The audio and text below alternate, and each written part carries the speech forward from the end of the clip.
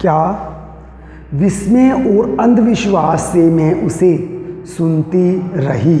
तो लेखिका क्या था, विस्मित हो गई थी, हैरान हो गई थी। अविश्वास न विश्वास, जिस पर विश्वास न किया जा सके, तो हैरान होकर और अविश्वास में उसे सुनती रही। किसे सुनती रही कि जो वे कुत्ते हैं वे कब भौंकते हैं, पहाड़ी कुत्ते केवल चांदनी रात में ही भौंकते हैं। क्या समुद्र की तरह कुत्तों पर भी पूर्णिमा की चांदनी कामनाओं का ज्वार भाटा जगाती है। तो क्या पूछा लेखिका ने, क्या समुद्र की तरह कुत्तों पर भी पूर्णिमा की जो चांदनी होती है वो कामनाओं का ज्वार भाटा जगाती है, कामनाओं इच्छाओं का, आकांक्षाओं का। खैर, लौटती यात्रा में जीप में भी जितेन हमें रकम रकम की जानकारियां देता रहा, रकम रकम की, तरह तरह की। तो लौटती यात्रा में अब जो लेखिका है वो लौट रही थी और लौटती यात्रा में भी जितेन उन्हें बहुत सी जानकारियां दे रहा था। मैडम, यहाँ एक पत्थर है जिस पर गुरु नानक की फुटप्रिंट है, फुटप्रिंट पद चिन्ह। तो मैडम, यहाँ एक पत्थर है और जिस पर गुरु नानक के फुटप्रिंट हैं। कहते हैं यहाँ गुरु नानक की थाली से थोड़े से चावल छिटक कर बाहर गिरे थे। तो क्या कहा कि गुरु नानक की थाली में से जो थोड़े से चावल थे एक बार वे छिटक कर बाहर गिर गए थे। जिस जगह चावल छिटक कर गिरे थे वहाँ चावल की खेती होती है। तो जहाँ पर जो थोड़े से चावल छिटके थे वहाँ पर क्या होता है, अब वहाँ पर चावल की खेती होती है।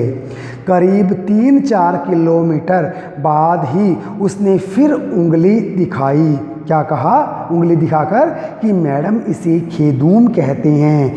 यह पूरा लगभग 1 किलोमीटर का एरिया है। कौन सा, खेदूम का।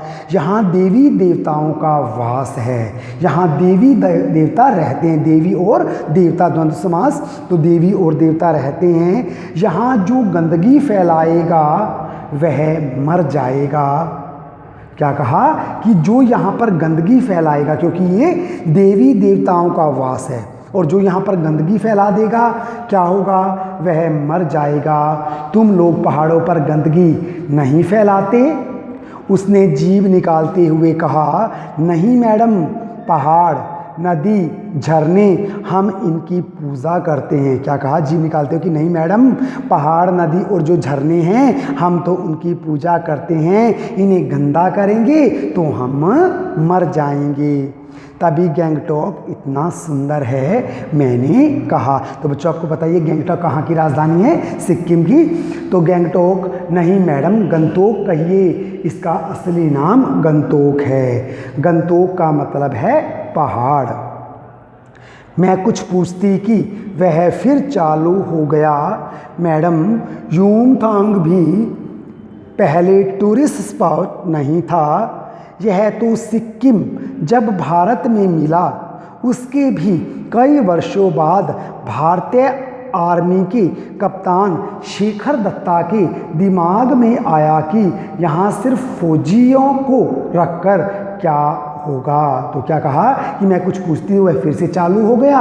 और चालू होकर देखो बच्चों उसने क्या बताया कि मैडम, युमथांग भी पहले टूरिस्ट स्पॉट नहीं था जहाँ तुम घूमने के लिए आई हुई हो। युमथांग वह कोई पर्यटन स्थल नहीं था। यह तो सिक्किम जब भारत में मिला उसके भी कई वर्षों बाद भारतीय आर्मी के कप्तान, कौन से कप्तान, शेखर दत्ता के दिमाग में आया कि यहाँ सिर्फ फौजियों को रखकर क्या होगा। घाटियों के बीच रास्ते निकालकर इसे टूरिस्ट स्पॉट बनाया जा सकता है। तो क्या बताया कि घाटियों के बीच रास्ते बना देंगे, और जब घाटियों के बीच रास्ते बन जाएंगे तो यह क्या बन जाएगा, पर्यटन स्थल बन जाएगा। आप देखिए अभी भी रास्ते बन रहे हैं। हाँ, रास्ते अभी भी बन ही रहे हैं, नए नए स्थानों की खोज अभी भी जारी है।